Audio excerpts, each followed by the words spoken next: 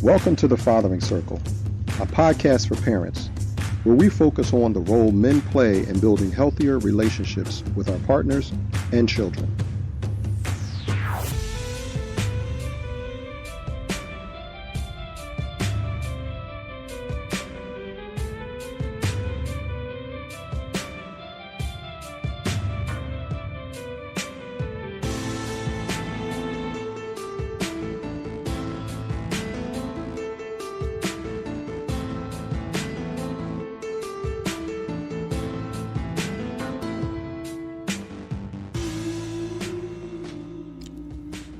Greetings.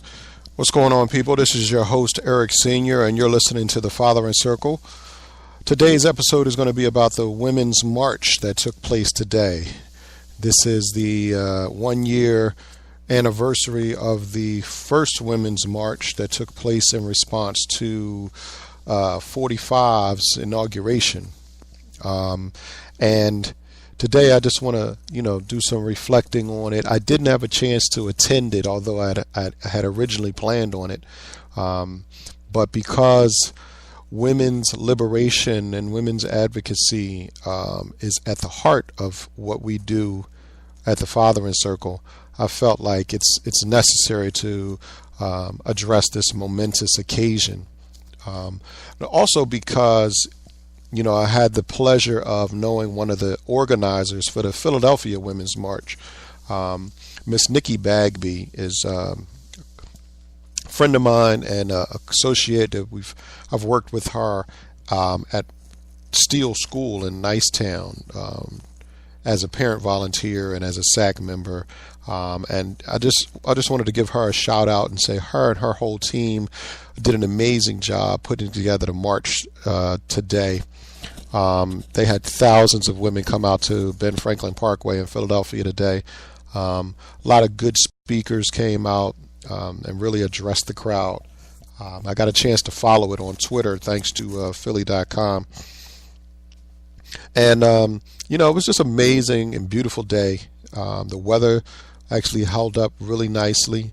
It wasn't too cold, and just got a chance to see just a beautiful, diverse array of women out there, really for a variety of different reasons. And that's one of the things I love about the Women's March is that each woman comes with her own testimony and with her own purpose and her own motivation.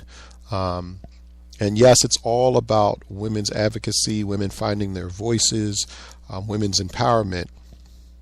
But, I saw so many different aspects where, there were women who were talking about or had signs that related to being raped and how they were disempowered. One woman had a sign that said, they didn't ask my rapist what kind of clothes he wore. And that referred back to some of the questioning that she received from the male police officers when she was being interviewed about the incident. There were women out there who were talking about being the granddaughters of women who were persecuted. There were women out there with signs that related to the Salem witch hunts back in the early days of our country and the persecution of women because of that alternative lifestyle, that lifestyle that was outside what society saw as the norm. And speaking of alternative lifestyle, there were a lot of women out there who represented non-binary gender roles, women from the LGBTQT community, women who represented a variety of facets of relationships and sexual orientations. And there were women out there who were protesting and speaking about equal pay, equal access to resources. There were women speaking about,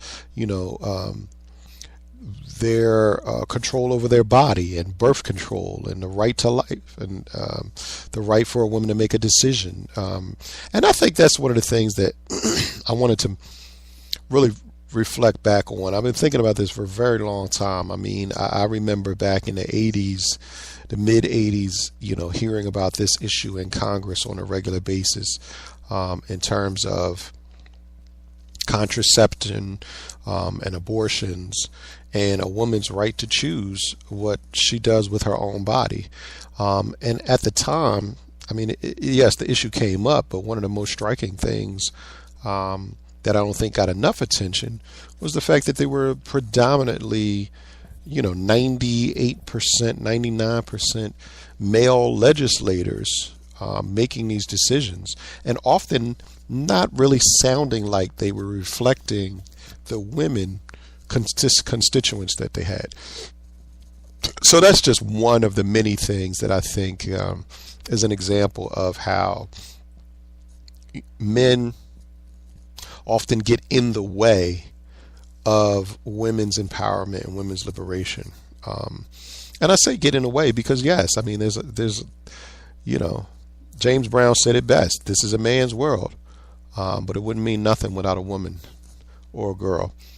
And not to be cliche about it, but the reality is that this is a man's world, and it has been a man's world for thousands of years. I mean, and of course, we are Americans. We're in America. We're talking about the American lifestyle. My frame of reference, and what I'm hoping your frame of reference is, and what I'm referring to, is this American or Western European ideology. And of course, there are different cultures around the world who may be matriarchal, the different cultures around the world who had women in positions of power. But the reality is where we are right now, where we are in our society and in relation to this Women's March, and even why we needed to have a Women's March. Just look at who's in office right now, running the country into the ground. And we can't ever sit here and say that a woman would ever do the same thing. Or we can't even say whether or not the woman would be better or worse, because the women haven't had a chance in these roles and in these positions. And I, for one, feel like that time has come. So I feel like, this is the reason why that this is the subject for today's show. Part of the Fathering Circle's mission is advocacy and to be an ally to women, because we understand that gender equality works both ways. It's an opportunity for women to step up and step into positions of power and authority and be respected and receive what they are due, the same thing that men have been getting for a very long time. But it also allows men to step into roles that have traditionally not been open to them or not been as welcoming. And it also allows men to step into positions or roles that mothers typically take, and society has burdened mothers with, like child rearing. It allows men to step in and ease some of the burden from women, distribute the burden evenly across both parents, and make everyone's life better. And by doing so, definitely making the child's life better, as long as the relationship between the mother and father are beneficial. So again, back to the Women's March. Very, very moving, very powerful, amazing event today. And I just want to salute everyone who was able to go out, everyone who showed up, every person across the country. I really wish that I know several members of the Fathering Circle got a chance to go out and attend the march, although we didn't have a chance to do it collectively and represent. But the reality is that's not our place. That wasn't our position to go out and, show up as a group or a banner, although, hey, maybe they would have liked it. Maybe women would have cheered us on or would have appreciated the support. But just showing up as a man, I'm sure, is the right step in the right direction. And so, like I said, there were thousands of women out there. There was conversations around, the diversity and the history of women's movements in this country. And again, I got to go back to give a shout out to an acknowledgement to Nikki Bagby, who was one of the coordinators and organizer of the march, because I got a chance to see some of her speech, and it was amazing. She not only spoke about women's rights, but she spoke about rights for everyone. You know, she spoke about the fact that as a woman, she's a mother, and she has two black boys, two African American boys. She's an African American woman, and she talked about the fact that, you know, she wants her sons to be safe walking down the street. She wants her sons to live in a country where they don't receive persecution because of the color of their skin. She wants her sons to be able to have an education that doesn't try to funnel them into the prison system. She wants her children, her sons, to have an experience where they can be loved and love who they wish in this country, and not have to deal with the isms that this country deals with. But she also did a great job in speaking about the diversity of the march this year, and specifically addressing the needs of African American women, because historically women's marches and women's movements in this country have been primarily focused on white women and not women of color. And I think this one definitely addressed that issue, and it really showed that the fight against racism is also the fight for women's rights. It's definitely part of it, because you cannot cry for equality. And this country has done that. We have a history of crying for equality by one group, but then also denying it to another. It was written into the draft of the Constitution of the United States, a draft of the Declaration of Independence, and it's in the lifeblood of this country. And I think this year's Women's March did an outstanding job of addressing that and showing diversity across the country. We still have a long way to go, but again, you know, men are just slowly coming on board, and I think that these issues of sexual harassment and sexual assault that have been coming out in the news is really a wake-up call. It's a wake-up call, and it is the death knell of an old generation, an old way of thinking. And so I'm looking forward to it. I can honestly say at my age, you know, I'm part of that generation that didn't get it, is just learning to get it.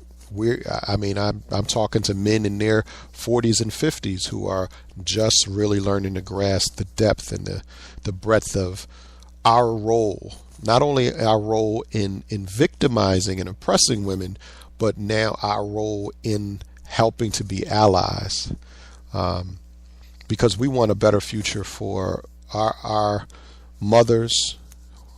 We want a better future for our partners, but we definitely want a better future for our daughters. And so on behalf of the Fathering Circle, I want to say that's what we're here for. That's what we're here to do. That's part of what we're doing by helping men examine their lives and their upbringing and look at the oppression that have been heaped on them. We can help liberate everyone. So again, I want to say thank you. Appreciate you guys for listening, and feel free to chime in the comment section and let us know what you think of what you've just heard. All right, this is Eric Sr. signing off.